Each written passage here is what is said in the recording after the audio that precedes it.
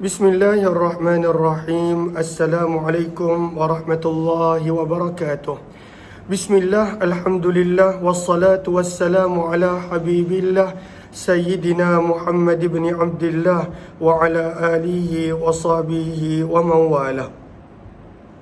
Subhanaka la ilma lana illa ma 'allamtana innaka antal alimul hakim. ولا حول ولا قوة إلا بالله العلي العظيم. اللهم رب اشرح لنا صدورنا ويسر لنا أمورنا واحلل عقدة من ألسنتنا يفقه أقوالنا. اللهم فكهنا في الدين وعلمنا التأويل برحمتك يا رب العالمين والحمد لله رب العالمين. Ahlan, terima kasih banyak-banyak Laila Azam, terima kasih banyak-banyak. Jazakillahu khairah. Moga Allah balas dengan sebaik kebaikan dan ganjaran.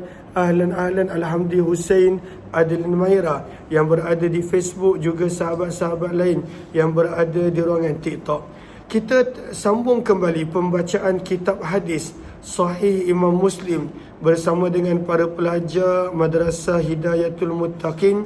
Dan kita sedang berada pada riwayat secara keseluruhannya adalah riwayat 388. Dan ini masih lagi hadis-hadis berkenaan tentang Kitabul Iman.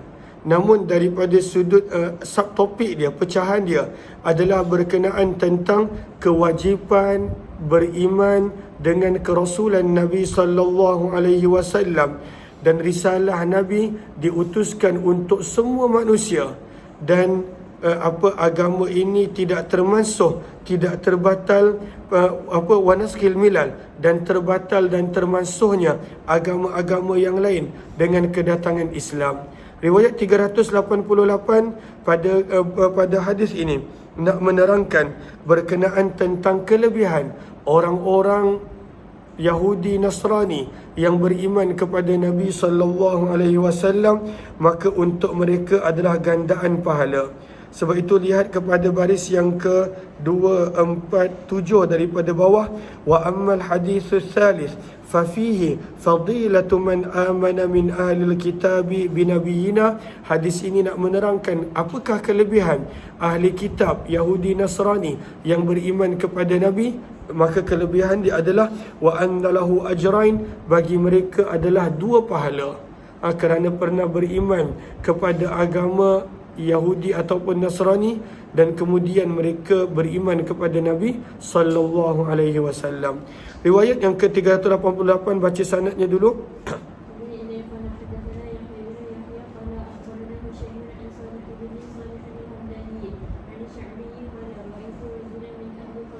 Maka ini berkenaan tentang ada seorang daripada Khurasan bertanya kepada Sya'bi, Imam Sya'bi, adakah boleh seseorang itu dia mempunyai hamba perempuan, lalu dia merdekakan hamba tersebut dan dia kahwini hamba tersebut, adakah boleh? Sebab ada yang mengatakan pada waktu itu tak patut memerdekakan hamba dan mengahwininya. Maka sebenarnya dalam riwayat yang kita bakal baca, sebenarnya ianya adalah boleh, dan orang tersebut akan mendapat 2 pahala dalam keadaan dengan syarat dia tidaklah memaksa hamba itu untuk berkahwin dengan dia apabila dimerdekakan. Riwayat 388, maka telah berkata daripada Sya'bi, ra'aitu rajulan, maka aku telah melihat seorang lelaki daripada penduduk Khurasan. Sa'ala Sya'bi, telah bertanya kepada Asy-Sya'bi.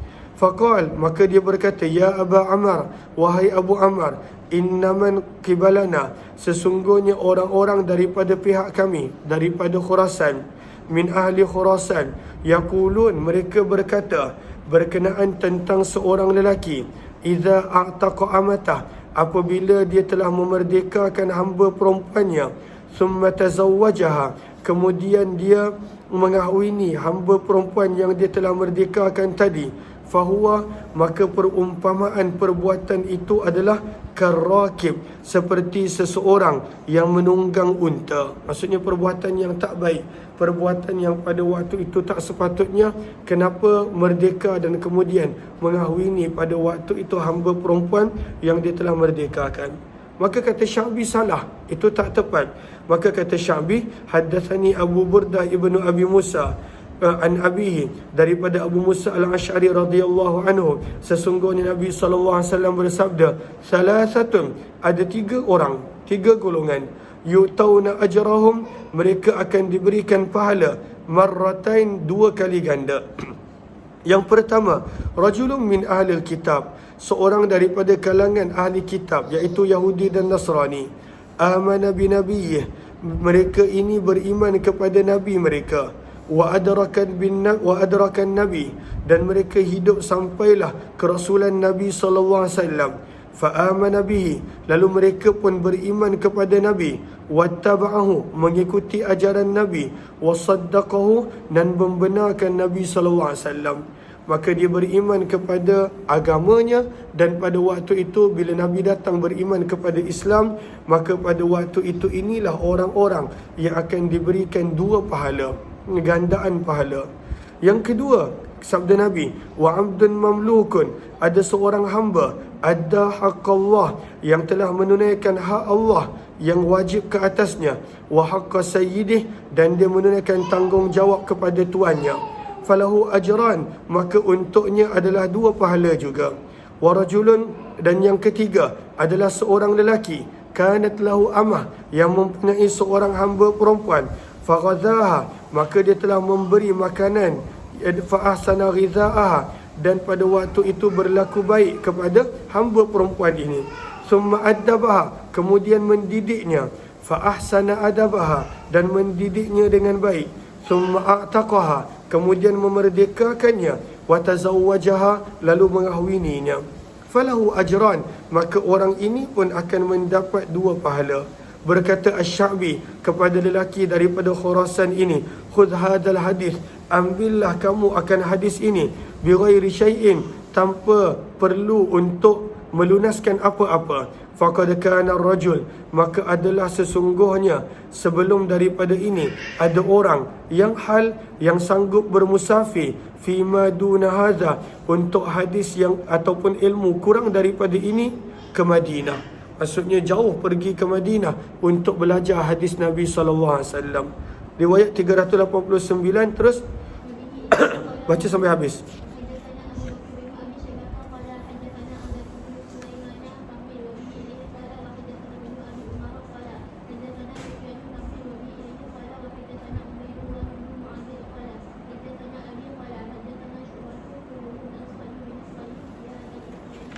Terus bab yang ke-69 berkenaan tentang penurunan Nabi Allah Isa sebagai seorang pemimpin yang berlaku adil terhadap umat ini, dan Allah Subhanahu wa taala menjadikan turunnya Nabi Isa bukan membawa ajarannya tetapi ajaran Nabi sallallahu alaihi wasallam.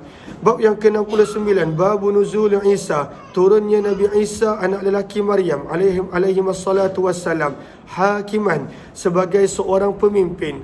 Hakim bermaksud seorang yang memutuskan sesuatu, bi syariati nabiyina, dan dia akan menjadi pemimpin melaksanakan syariat Nabi kita Muhammad sallallahu alaihi wasallam, wa ikramillah, dan bagaimana Allah memuliakan umat ini, zadahallahu syarafa, semoga Allah menambahkan kemuliaan pada umat ini, wa bayanid dalil, dan juga penerangan berkenaan tentang dalil, ala anna hadhil millah, bahawa agama Islam ini la tunsah, tidak akan terbatal dengan turunnya Nabi Isa, wa annahu la tazalu ta'ifah, dan sesungguhnya terus menerus akan ada satu kelompok manusia, minha, daripada umat ini, zahirin ada 2 maksud, sama ada ghalibin, sentiasa menang, ataupun maksud yang kedua, masyhurin, sentiasa terkenal, dia taklah bersembunyi. Maka akan ada satu kelompok daripada umat ini yang sentiasa menang di atas kebenaran sampailah pada hari kiamat. 390 terus.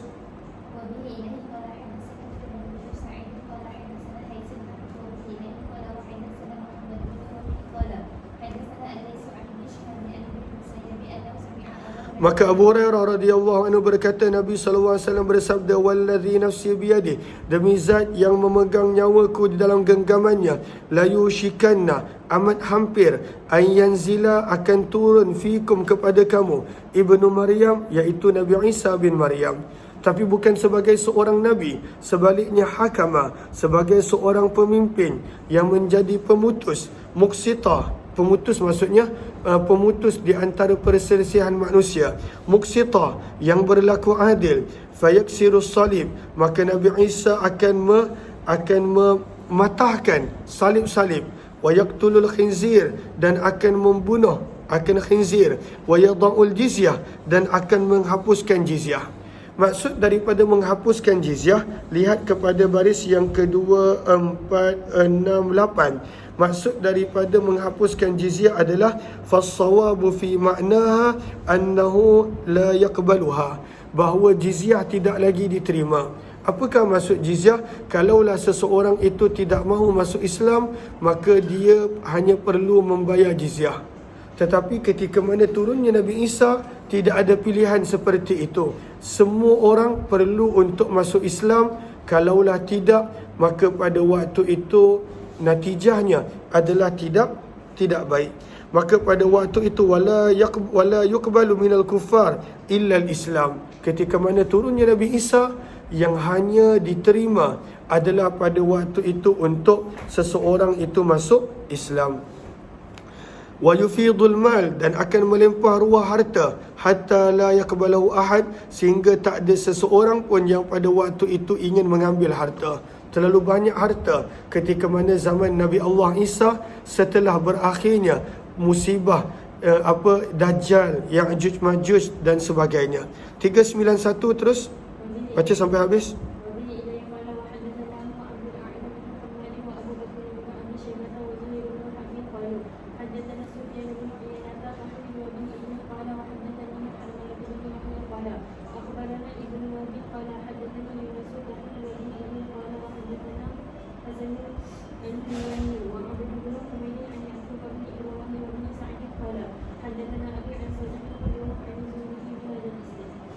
Terus wa fi riwayah Nabi Isa akan turun sebagai seorang pemimpin muqsitah, yang adil, wa hakamah, dan pemutus segala perselisihan adalah dengan adil. Wa fi riwayat Yunus hakaman adalah. Terus walam yadhkur, terus dalam hadis ini ada juga penambahan wa hatta takuna sajdah. Bila turunnya Nabi Isa, maka pada waktu itu satu sujud khairan adalah lebih baik daripada dunia wa ma fiha, dan segala isinya. Apakah maksud satu sajdah lebih bernilai daripada dunia dan seisinya? Baris yang ke-6 daripada bawah. Fama'nahu wallahu a'lam, maka maknanya Allah yang lebih mengetahui. Annan nasa, maka pada waktu itu manusia, tuktsaru raghbatuhum, akan bertambah kehendak dan keinginan mereka untuk solat dan melakukan semua jenis ketaatan. Kenapa? Likisari amalihim wa ilmihim, kerana pada waktu itu bila manusia dah turun, bila Nabi Isa dah turun, manusia tahu akan dekatnya kiamat. Dan pada waktu itu mereka tidak lagi inginkan dunia, li adamil hajati ilaiha, kerana tidak ada keperluan kepadanya. Maka pada waktu itu satu sujud lebih disukai oleh manusia lebih daripada segala-gala yang ada di atas muka bumi. Maka zaman Nabi Allah Isa, manusia pada waktu itu akan menjadi beriman semuanya. Namun selepas kewafatan Nabi Isa, manusia akan kembali mula perlahan-perlahan menjadi kufur, sehingga kembali kepada pada waktu itu zaman sebelum turunnya Nabi Allah Isa. Terus summa yaqulu, bacalah jika kamu mahu bahawa semua orang akan beriman pada waktu itu. Wa in min ahlil kitab, dan tidak ada seorang pun ahli kitab Yahudi dan Nasrani, illa la yu'minan nabihi, kecuali akan beriman kepada Nabi Musa qabla mautih, sebelum kewafatan Nabi Isa. Mereka akan beriman kepada Nabi Musa. Sebab itu lihat pada baris yang pertama, fa fihi dalalatun, maka ini menunjukkan bahawa anna madhhab Abi Hurairah, bahawa pandangan Abu Hurairah pada ayat ini, bahawa perkataan mautih ya'udu ala Isa, merujuk kepada Isa. Bererti wa maknaha wa ma min ahlil kitab, tidak ada seorang pun ahli kitab Yahudi dan Nasrani yang hidup ketika mana turunnya Nabi Isa, kecuali semuanya akan beriman dengan Nabi Musa, dengan Nabi Isa. Wa alima, dan mereka akan tahu bahawa Nabi Isa itu adalah hamba Allah. Dan inilah pandangan sekelompok daripada mufassirin. Wa dhahaba kathirun awil aktharun ila anna ad-dhamira ya'udu 'ala al-kitabi. Pandangan kedua, qabla mautih, merujuk kepada kematian ahli kitab. Bahawa semua ahli kitab sebelum meninggal dunia akan dimaklumkan kebenaran bahawa Nabi Allah Isa itu bukanlah anak Tuhan ataupun Tuhan. Sebaliknya Nabi Isa itu adalah utusan Allah dan hamba Allah. 392 terus.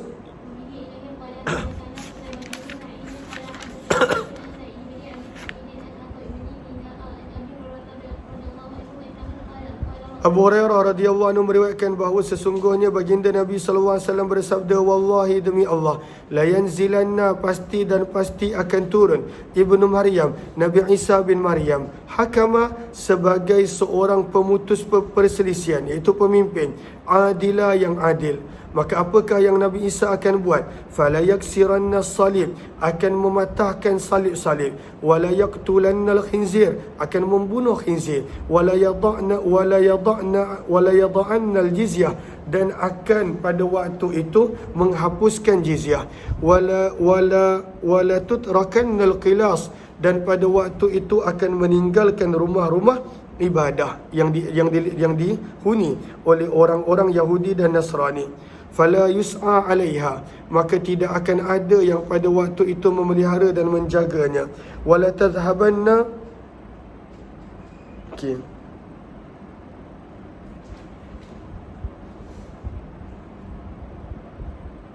minta maaf, Al-qalas maksudnya pada waktu itu adalah unta. Saya tersilap. Maka akan ditinggalkan pada waktu itu unta-unta. Tak ada siapa yang nak mengambil harta orang lain, mengambil binatang orang lain. Lihat kepada baris yang ke-37 daripada bawah, wahiya minal ibil kal fatati minan nisa, iaitu unta-unta muda, unta-unta yang menjadi kegemaran masyarakat Arab.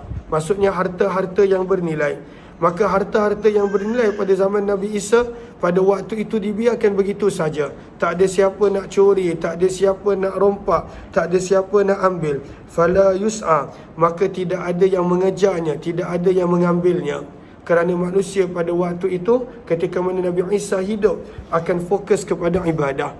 Wala tadhhabanna syahna, dan pada waktu itu akan hilanglah segala permusuhan, wattabaghut, kebencian, wattahasud, dan hasad dengki, wala yad'uwanna ilal mal, dan akan diseru kepada harta, iaitu harta zakat. Siapa nak zakat, siapa nak zakat, fala yaqbaluhu ahadun, maka tak akan ada seorang pun yang menerimanya, sebab pada waktu itu manusia berada dalam keadaan semuanya adalah kaya, dan pada waktu itu tidak memerlukan harta. 393 terus.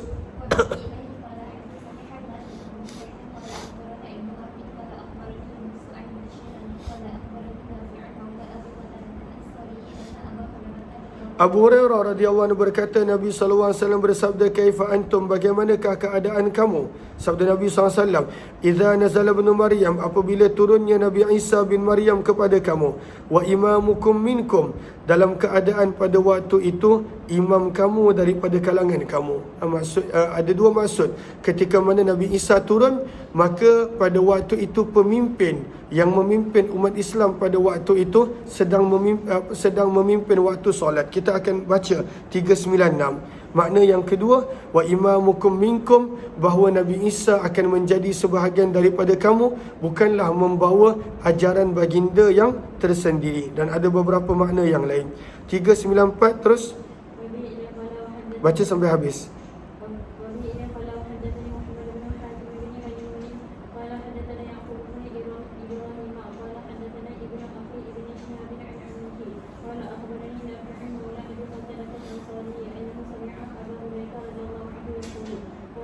Sabda Nabi SAW, kaifa antum, bagaimanakah keadaan kamu, idza nazala ibn Maryam, apabila turunnya Nabi Allah Isa bin Maryam, fikum, kepada kamu, fa'ammakum, lalu baginda akan mengimamkan kamu, baginda pada waktu itu akan memimpin kamu. 395 terus.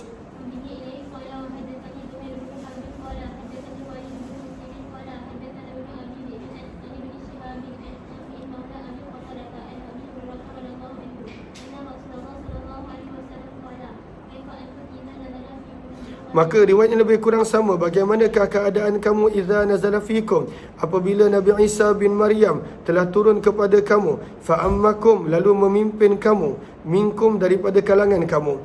Maka aku bertanya kepada Ibnu Abi Dhi'bin, innal Auza'i, sesungguhnya Auza'i telah menceritakan hadis kepada kami daripada Zuhri, daripada Nafi', daripada Abu Hurairah, perkataan wa imamukum minkum, dan imam kamu adalah daripada kalangan kamu. Maka berkata Ibnu Abi Dhi'bin, tadri, adakah kamu tahu, ma ammakum minkum, apakah yang dimaksudkan dengan baginda akan memimpin kamu, mengimamkan kamu daripada kalangan kamu? Maka aku berkata, tukhbiruni, kamulah yang mengkhabarkan kepadaku. Maka beliau berkata, maksud daripada imamukum minkum adalah fa'ammakum, maka Nabi Isa akan memimpin kamu, bukan menggunakan Injil. Sebaliknya, bikitabi rabbikum, dengan menggunakan kitab Tuhanmu Azza wa Jal dan sunnah Nabimu sallallahu alaihi wasallam, iaitu Nabi Isa akan memimpin dengan ajaran Nabi sallallahu alaihi wasallam. 396 terus.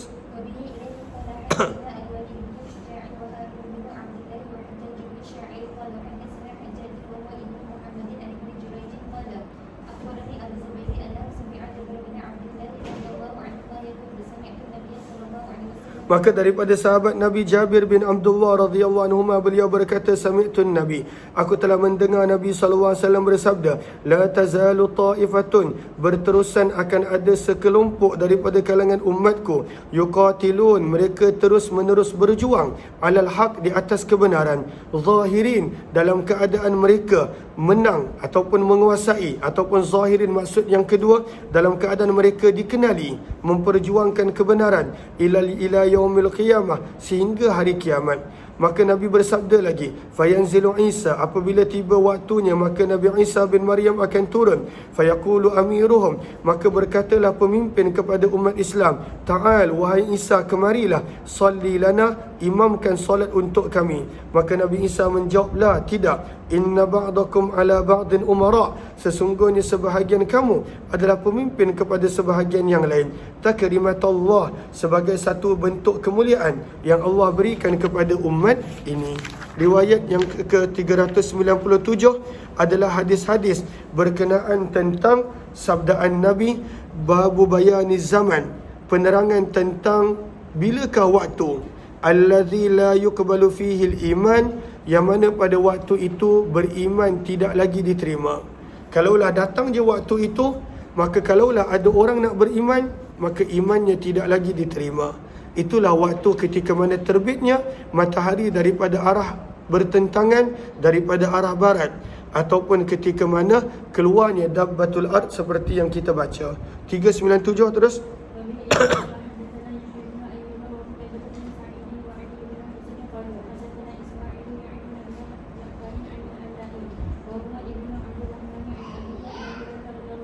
Daripada Abu Hurairah radhiyallahu anhu, sesungguhnya Nabi sallallahu alaihi wasallam bersabda, la taqumus saah, tidak akan berlakunya kiamat, hatta tatlu'ash syamsu, sehingga terbitnya matahari, min maghribiha, daripada barat. Bila terbitnya matahari daripada arah bertentangan, fa idza tala'at, apabila terbit sahaja matahari daripada arah barat, amanan nasu, semua manusia akan beriman. Fayauma idzin, sebab mereka tahu ini tanda besar kiamat, semua manusia akan mula beriman.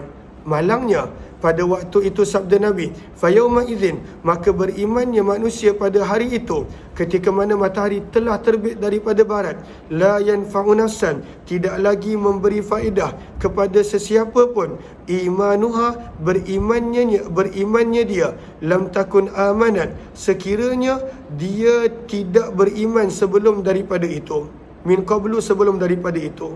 Kalaulah sebelum tu dia tak beriman, bila matahari dah terbit baru nak beriman, iman dia tak berfaedah. Au kasabat fi imaniha khaira, ataupun tidak bermanfaat apabila sebelum daripada itu dia tidak berusaha mengerjakan fi imaniha, pada imannya sebarang kebaikan. Apakah maksud lam takun amanat min qablu? Orang yang belum beriman, kalaulah pada ketika mana terbitnya matahari daripada barat baru nak beriman, imannya ditolak. Apa pula maksud aw kasabat fi imaniha khaira? Orang yang nak beramal, nak bertaubat. Orang yang tu dah beriman, tapi kalaulah pada waktu itu dia baru nak bertaubat, maka taubat pada waktu itu tidak lagi diterima. 398 teruskan. Baca sampai habis.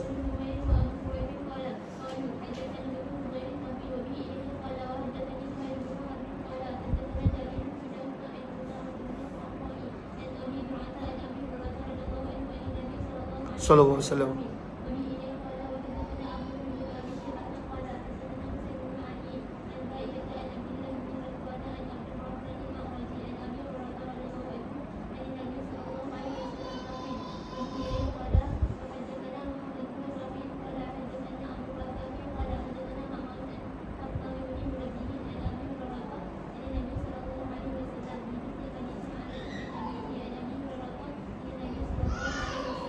Terus 399.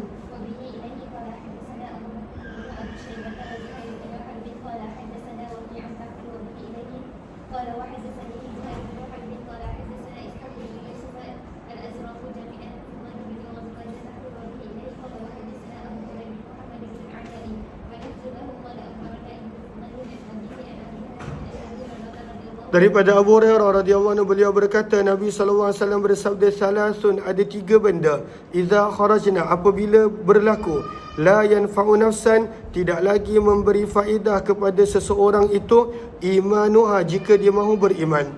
Lam takun amanat min qablu, bagi orang yang tidak pernah beriman sebelum daripada itu. Ataupun bagi orang, aw kasabat fi imaniha khaira, ataupun bagi orang yang tidak pernah berusaha melakukan kebaikan pada iman dia, iaitu bertaubat. Orang yang baru nak bertaubat, taubat tidak lagi diterima. Orang yang baru nak beriman, maka imannya tidak lagi diterima. Apabila berlaku pada waktu itu 3 perkara ini. Apakah 3 perkara ini? Pada yang pertama, terbitnya matahari daripada barat. Yang kedua, wad-dajjal, keluarnya dajjal. Dan yang ketiga, dabbatul ard, keluarnya, munculnya binatang yang melata, dabbatul ard, yang pada waktu itu dia akan membawa tongkat Nabi Musa dan cincin Nabi Sulaiman. Lalu dia akan copkan, dia akan labelkan orang ini beriman dan orang ini tidak beriman. Dia akan labelkan pada setiap orang. Riwayat yang ke-400 terus.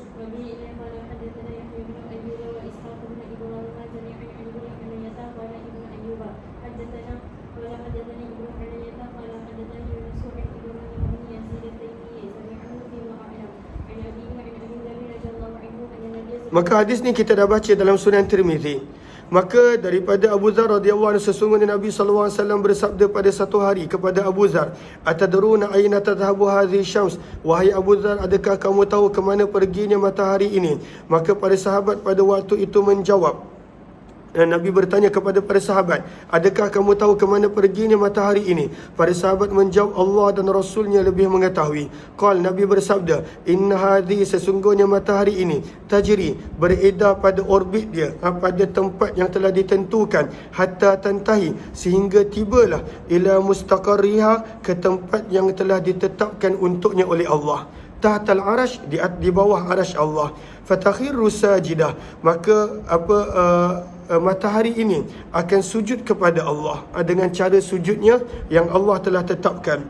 Fala tazalu kadzalika, maka berterusanlah matahari dalam keadaan begini, tunduk patuh kepada Allah, sehingga dikatakan kepadanya, irtafi'i, naiklah kamu, irji'i, kembalilah kamu, min haitsu ji'ti, daripada mana arah kamu datang. Fatarji, maka kembalilah matahari. Fatusbih, maka berpagilah matahari dalam keadaan dia terbit daripada tempat terbitnya, iaitu daripada timur. Dan ini berlaku berterusan beberapa ketika. Summa tajri, baca yang tu terjemahannya lebih kurang sama aja. Summa tajri,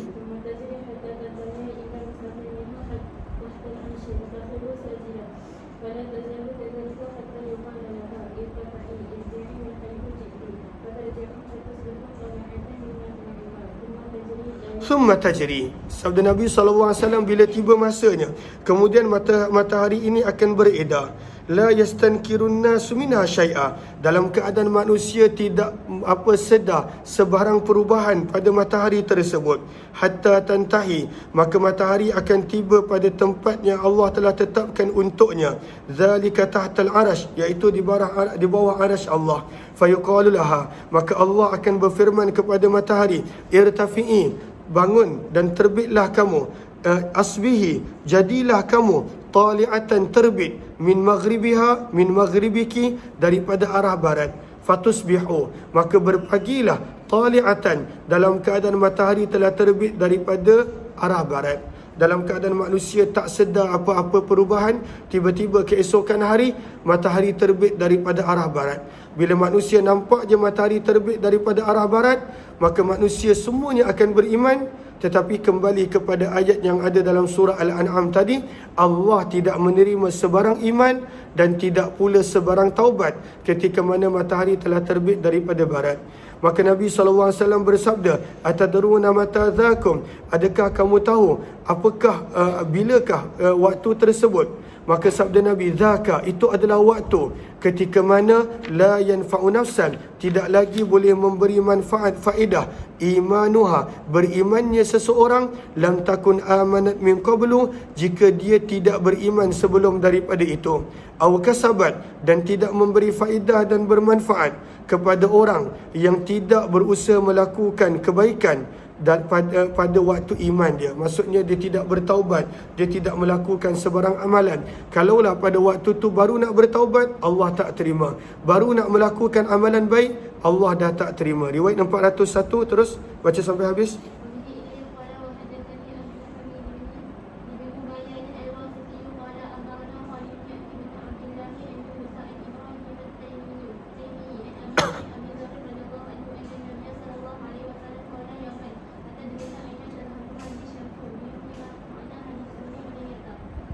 Terus riwayat ni pun baca sampai habis, lebih kurang sama. Terus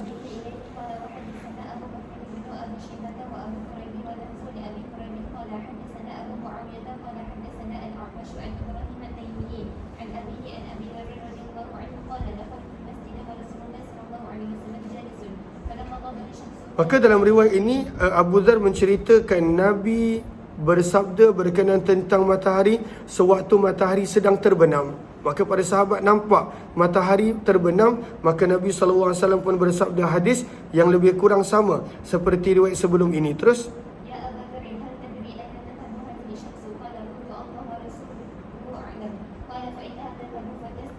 fatasta'zinu fi sujud, matahari meminta izin untuk sujud mengikut cara yang Allah telah tetapkan untuknya. Terus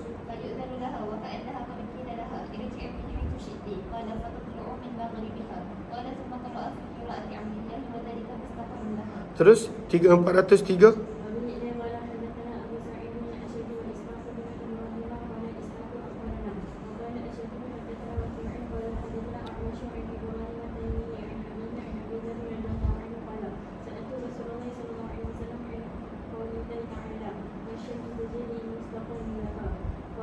Apakah maksud mustaqar, tempat yang telah ditetapkan untuk matahari? Maka Nabi SAW bersabda, mustaqarruha tahtal arash, adalah di bawah arash Allah Subhanahu wa taala. Bab yang ke-71 berkenaan tentang turunnya wahyu yang pertama. Yang ini kita akan sambung pada jam 2.45 insya-Allah. Terima kasih semua. Kita jumpa lagi insya-Allah.